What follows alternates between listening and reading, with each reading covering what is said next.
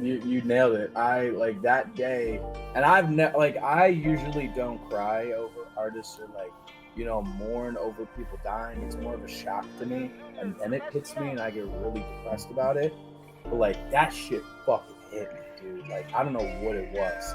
Like I actually felt like I lost a friend, and I never met the guy. Wow. I was like thinking to myself, I'm like, I never got to see him live, talk to him at a merch table before he was big.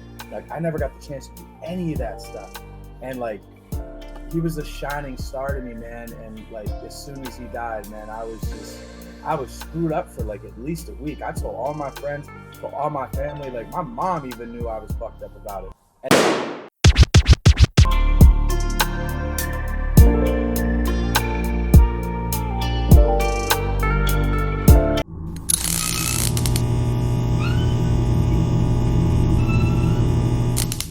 SouLivate. Wanted to say because on September 7th, actually, we said we were gonna do this, but we passed that date.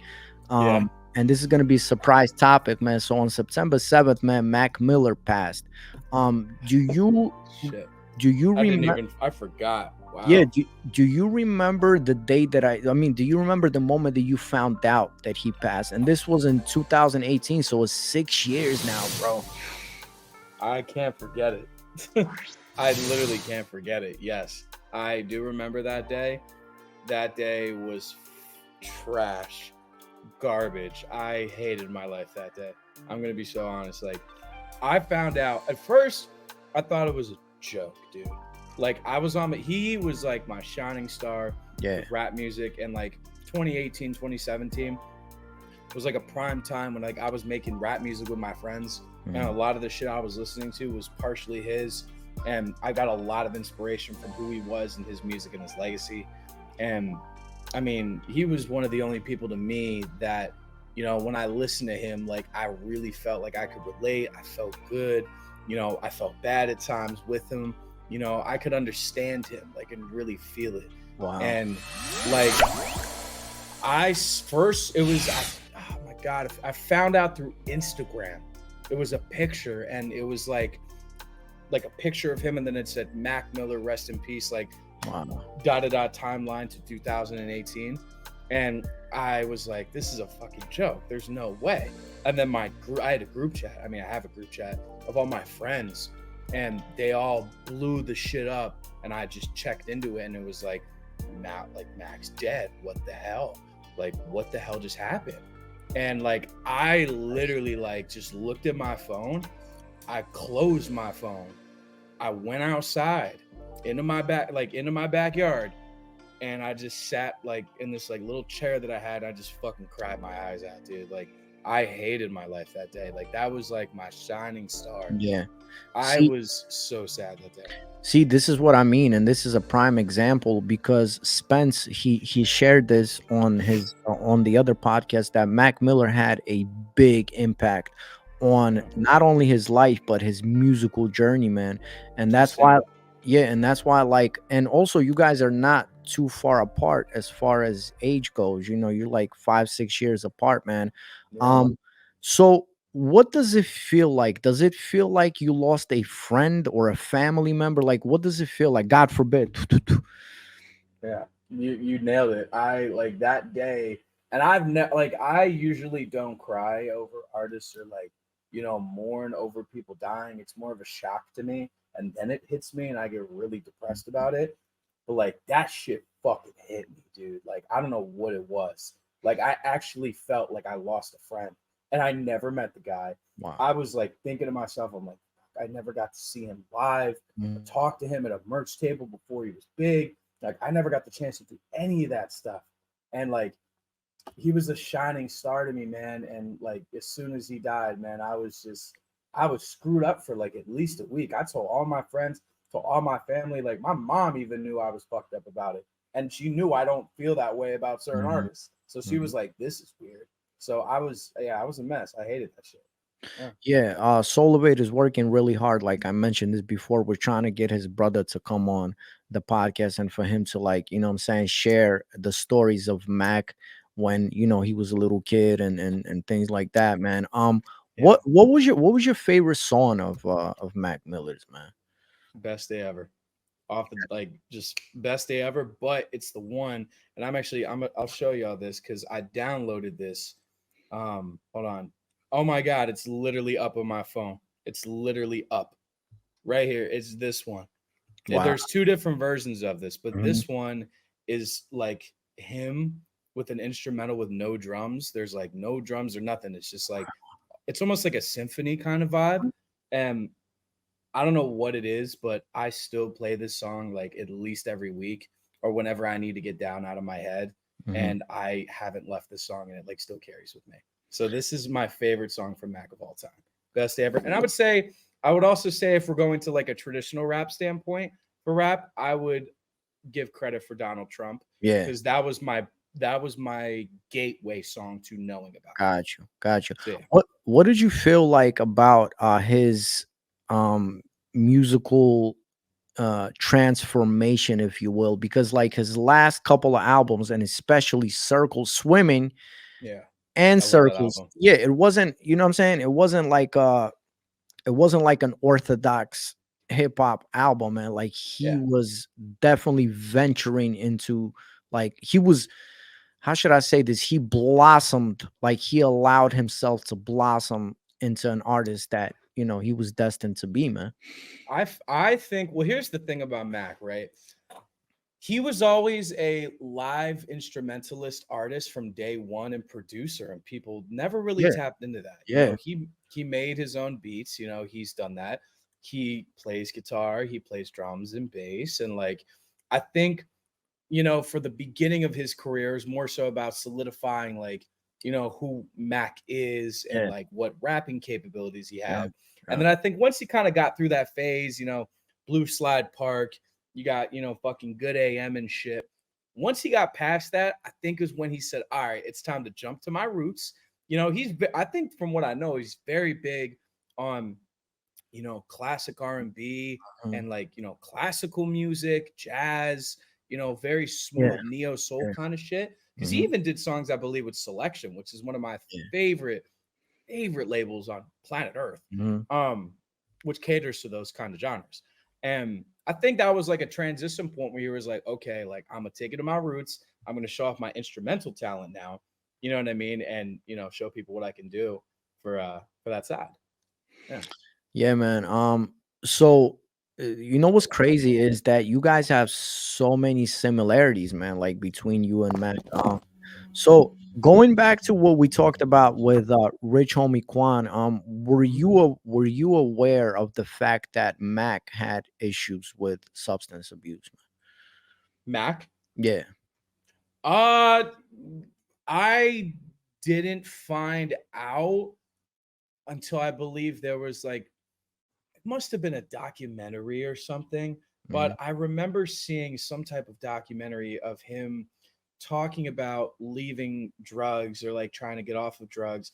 There was videos and pictures of him in the studio with like people like French Montana and like Rick Ross and like he would sip lean and like fucking do Mhm. pills and shit and like smoke hella gas. And there's a video you can look it up. It's literally him with a fucking styrofoam cup with Frenchie and Yeah. he's pulling up like the dirtiest shit Yeah. I've ever seen. Yeah. And Yeah. I was just like, all right, well, there's something. Didn't know about that. So I found out before he died that he Before. had something going. Mhm. So yeah, Got you, man. Why do you think that mostly it's like these creative people that are, on something, man, like, and have a problem with, drugs and shit like that? Why do you think it's always in our lane, man? I'll give it to be two very important reasons.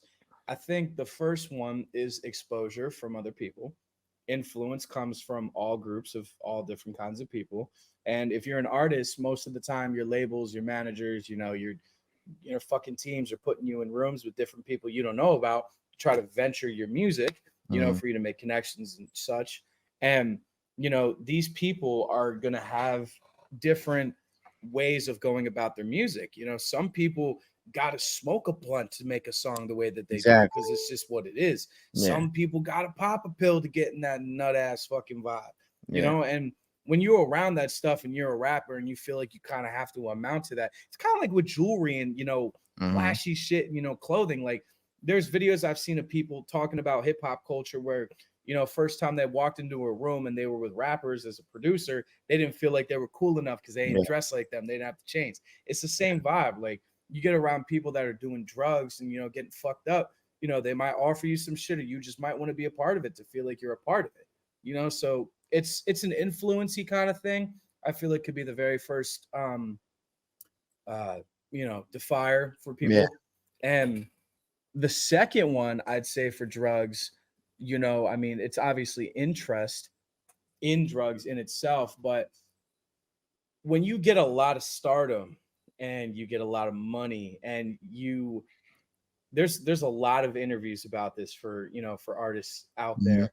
mhm. This is SouLivate. A lot of artists forget how important the journey is to get Ooh, to the goal. And a wow. lot of the times when they reach that goal, they get fucking depressed You lose, yeah, because the whole time yeah, they've been thinking about the goal yeah. and they get there and that's all they've been thinking about, but miss all of that Yes, experience and sir. time of doing other things with people, how it felt to do these things. And they spiral into depression and they start to resort to substance to numb Crazy. that pain and, things like that. It's sad. Even there's people now are still talking about it. Yeah, Post Malone talked about it recently, and I actually just saw a video today of him talking about that shit. yeah, It was on it was like I forget his name, something Leo is his name, like yeah, a yeah, tuna. But he yeah. has a podcast. I He know what spoke you're about talking about. Yeah. it. You Yeah. you mentioned something important, man, and I wanted your opinion on it. What do you think of artists when they say that I can't make a track unless I'm high, man?